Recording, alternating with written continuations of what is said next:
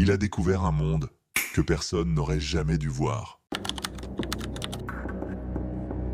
On est en 1971. L'Amérique respire encore les cendres du Vietnam, les tensions sociales explosent et l'idée de l'homme libre s'érode sous la bureaucratie et le contrôle.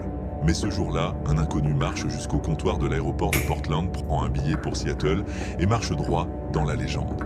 Son nom inscrit sur le billet, Dan Cooper, un nom qui n'existe pas, un nom inventé.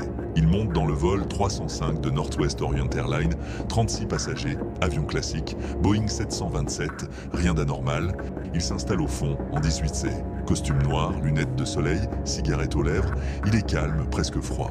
À peine l'avion décolle qu'il appelle une hôtesse et lui glisse un mot. « Miss, j'ai une bombe, voici mes instructions. » Elle pense à une blague. Il ouvre sa mallette. À l'intérieur, 8 cylindres rouges, connectés par des fils à une pile. Il ne sourit pas. Il ne menace pas non plus. Il explique. Il veut 200 000 $ en petites coupures, 4 parachutes et un camion-citerne prêt à refaire le plein à Seattle. Et que personne ne tente rien. Le commandant obéit. Il avertit la tour de contrôle. Pendant ce temps, Cooper est poli. Il discute avec le personnel, paye ses consommations, donne même un pourboire. Mais il surveille tout. À l'atterrissage, la rançon et les parachutes sont livrés. Les passagers sont libérés. Mais Cooper garde l'équipage. Et il redécolle. Il ordonne au pilote de voler à 10 000 pieds, à vitesse minimale, cap au sud, direction le Mexique. Et surtout, la trappe arrière doit rester déverrouillée. Le FBI comprend trop tard, c'est un saut programmé, il avait tout anticipé. À 20h13, au-dessus des forêts épaisses de l'État de Washington, l'alarme de la trappe sonne. Cooper vient de sauter, avec l'argent, parachute sur le dos, dans la nuit, sous la pluie, et il disparaît. À jamais. Le FBI se lance dans une traque gigantesque. Des hélicos, des rangers, des agents infiltrés. Rien. Aucun corps, aucun parachute. Juste rien. 9 ans plus tard, en 1980, un gamin trouve, sur une rive près de Vancouver, 3 liasses de billets en partie pourris. Numéro de série? C'est bien l'argent de Cooper, mais là où l'affaire devient encore plus étrange, c'est dans les zones d'ombre.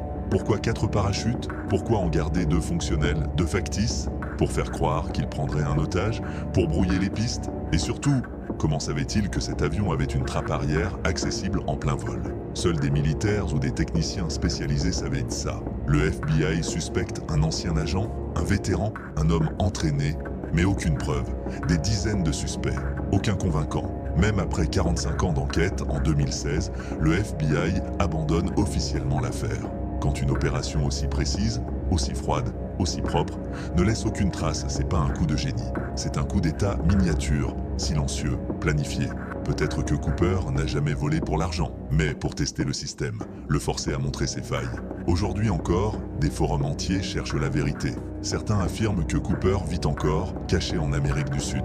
D'autres pensent qu'il n'a jamais sauté, qu'il a été exfiltré, qu'il n'a jamais agi seul. Ce qu'on sait, c'est que Cooper est devenu une légende. Pas parce qu'il a volé 200 000 $, mais parce qu'il a volé l'impossible, le contrôle. Dans un monde où tout est traqué, archivé, surveillé, savoir disparaître est devenu un art, et D.B. Cooper en était le maître.